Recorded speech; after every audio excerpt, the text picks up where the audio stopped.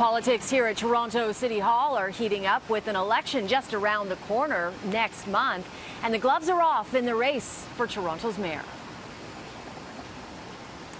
A new Forum poll released today finds John Tory has a healthy lead with 65% of the support, while his main rival, former Chief City Planner Jennifer Keesmaat, has 35% support. But Tory isn't taking any chances, as one never should during a campaign. He's trying to portray Keesmaat as a separatist. Is it fair or fake news? You decide.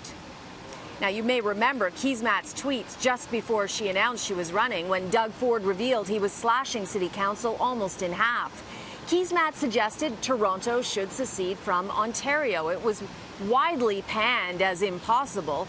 The Tory campaign is doing its best to use that against her. Take a look at this Facebook video. Jen Keesmaat wants Toronto to secede from Ontario, Canada. One of her original policy ideas was for Toronto to separate from Ontario, Canada.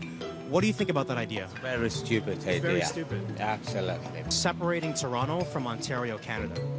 Now, what do you think about that idea? That's silly. That's stupid. Yeah? Yeah. So you don't think it's a good idea? No, not really, no. I think it is a bad idea. I think separation is never the answer. Unity is. Now, that Facebook video is very misleading. Secession is not part of Jennifer Keesmaat's platform. In fact, she quickly backtracked on it after she announced that she was running for mayor. Here's part of my interview with her in July. Do you think Toronto should secede and become its own province? No, I don't believe that Toronto should secede.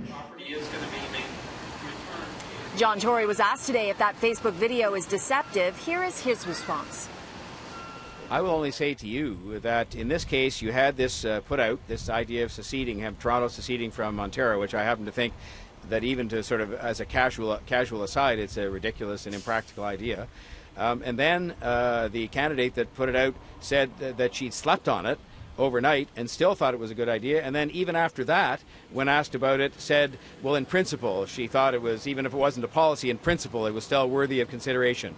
I don't think it's worthy of consideration. I think the hard part of this job, one of the many hard parts of this job, is to forge the partnerships you need to have, and there are going to be good days and bad days with the other governments, but that you have to make sure that on the bad days you speak up for Toronto, the mayor does, and on the good days you work with them to get things done, like getting money for transit and so on. And so, to me, this is perfectly fair game.